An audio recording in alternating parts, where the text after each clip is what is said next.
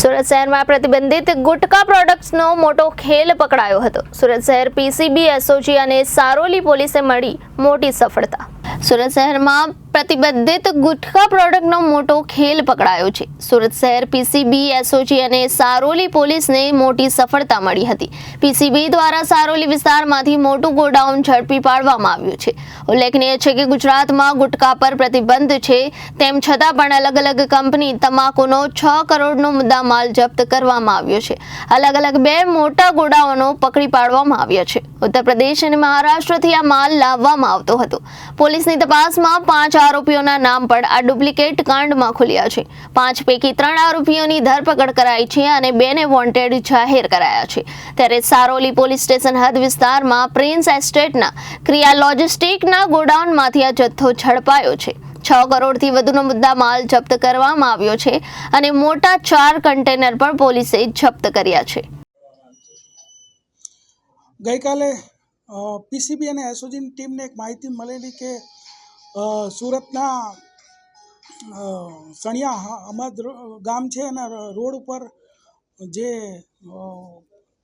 ક્રિયા શક્તિ લોજિસ્ટિક નામનું ગોડાઉન આવેલું છે, ત્યાં દિલ્હીથી અમુક ટ્રકો આવવાના છે, જેની અંદર પ્રતિબંધિત ગુટકા તથા ડુપ્લિકેટ પાન મસાલા રાખવામાં આવેલ છે. તો એ ટ્રક જ્યારે આવ્યા અને અનલોડિંગની પ્રક્રિયા ચાલુ હતી, તે દરમિયાનમાં પીસીબી અને એસઓજીની ટીમ પહોંચી અને આજે એની અંદર તપાસ કરતાં ટોટલ 4 કરોડ 99 લાખના ગુટકા અને ડુપ્લિકેટ પાન મસાલા સાથે 5 ટ્રક અને 3 વ્યક્તિઓ, એમ ટોટલ 6 કરોડ 20 લાખનો મુદ્દામાલ, 3 આરોપીઓ અને 5 ટ્રક આ બધો મુદ્દામાલ જપ્ત કરેલ છે.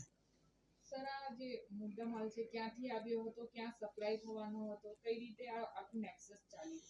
અત્યારે જે પ્રારંભિક અમારી પાસે માહિતી છે એ મુજબ દિલ્હીથી આ જે પ્રતિબંધિત જથ્થો જે છે આવેલો હતો અને પ્રારંભિક જે પૂછપરછ કરી એમાં દિલ્હીથી આ લોકો ગુજરાત અને મહારાષ્ટ્રમાં સપ્લાય કરતા હતા અને ગુજરાતમાં આ સુરતથી પછી ક્યાં ક્યાં સપ્લાય થતો હતો એની હજી પૂછપરછ ચાલુ છે.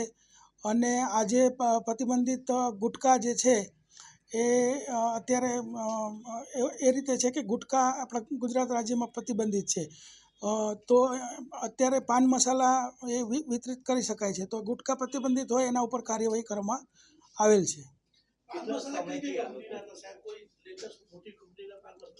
મોટી કંપનીના કોઈ પાન મસાલા મળ્યા નથી, પણ જે મળ્યા છે લેબલ એ મુજબ દિલબાગ, હોટ, સુહાના, રોયલ 1000, પછી T5, સિગ્નેચર, આવા પ્રકારના જે નામો છે એ મળેલા છે.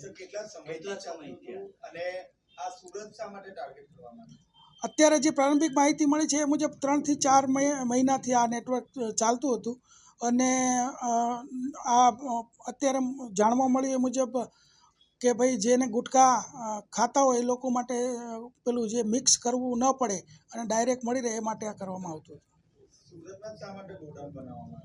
એ હજી તપાસ ચાલુ છે. એ બાબતે જ્યારે જાણકારી થશે ત્યારે આપવામાં આવશે. જેમની ધરપકડ કરવામાં આવી છે એમાં એક સંજય શર્મા અને સંદીપ નૈણ છે, જે લોકો અહીંયા કુંભારિયા રોડ સારોલી રહે છે, અને જે વિશાલ જૈન છે યુપીનો રહેવાસી છે, જે માલ લઈને આવેલો. આ ત્રણેયની ધરપકડ કરવામાં આવી છે અને બીજા 2 વોન્ટેડ આરોપીઓ છે.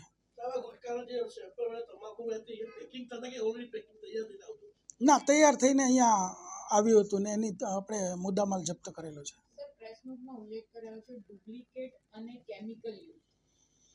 હા, એટલે ડુપ્લિકેટ અને કેમિકલ યુક્ત એ ઉલ્લેખ કરાયો છે ને એને FSLમાં તમામ જે આપણે મુદ્દામાલ જપ્ત કર્યો એના જે નમૂનાઓ છે મોકલવામાં આવેલા છે. ત્યારબાદ FSLનો જે રિપોર્ટ આવશે એ મુજબ આપણી કાર્યવાહી આગળ થશે. સર, હવે આ જે જથ્થો છે એની ઉપર કોઈ સૂચના જે સામાન્ય રીતે જોવા મળે છે કે આ હાર્મફુલ છે એ હતું કે નહીં? ના, એવી કોઈ સૂચના ઉપર હતી નહીં. Reporter Arvind Rathod, Janadesh news, Surat.